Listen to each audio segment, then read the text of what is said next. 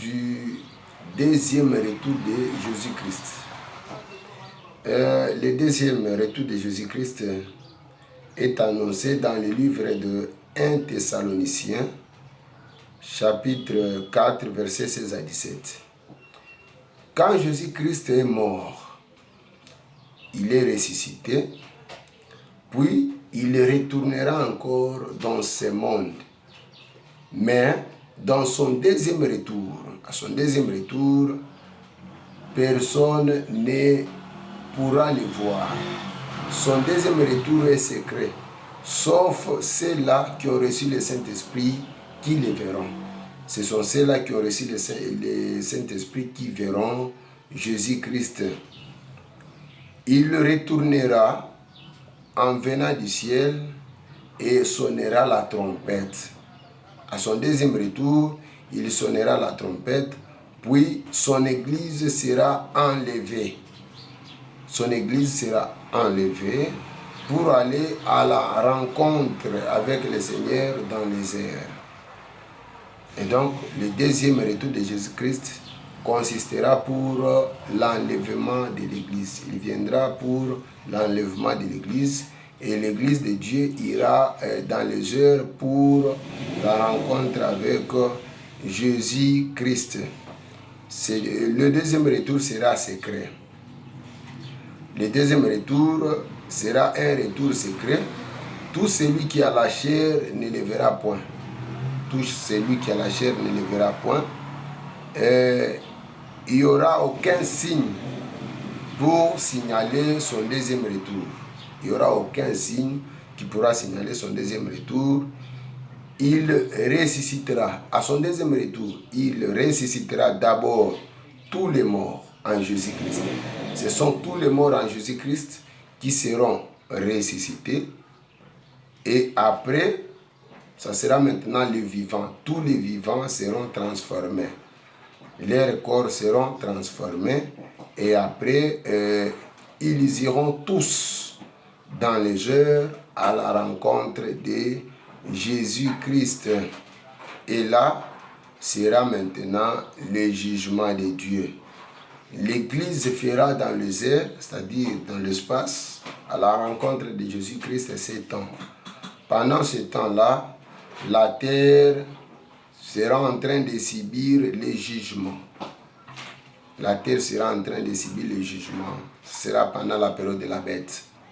Alors c'est ça le deuxième retour de Jésus-Christ. La cause du deuxième retour de Jésus-Christ, c'est laquelle? Jésus-Christ est venu sur la terre, c'est pour épouser son église. Quand Jésus est venu, c'est pour épouser son église. C'est-à-dire, tout celui qui a l'esprit de Jésus-Christ dans lui est l'épouse de Jésus.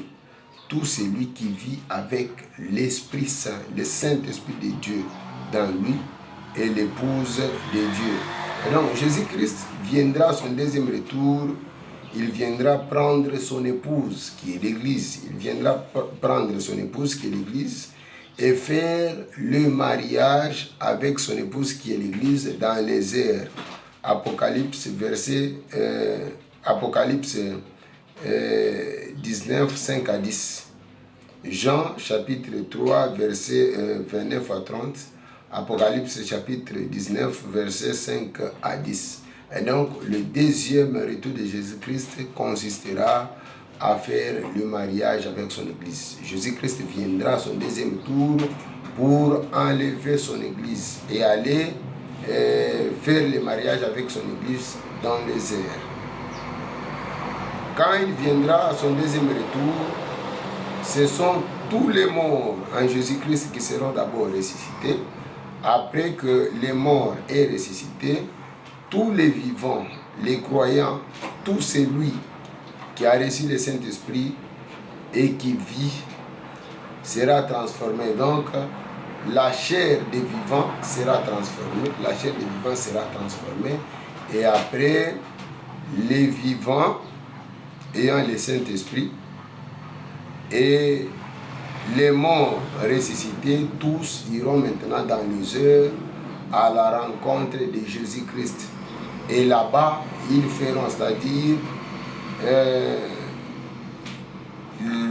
l'église de Dieu fera avec Jésus-Christ 7 ans là-bas dans les airs, et la terre sera en train de subir son jugement. La terre sera en train de subir son jugement. Ça sera pendant la période de la bête. La période de la bête. Ça sera maintenant le travail de la bête. Ce sera le travail de la bête.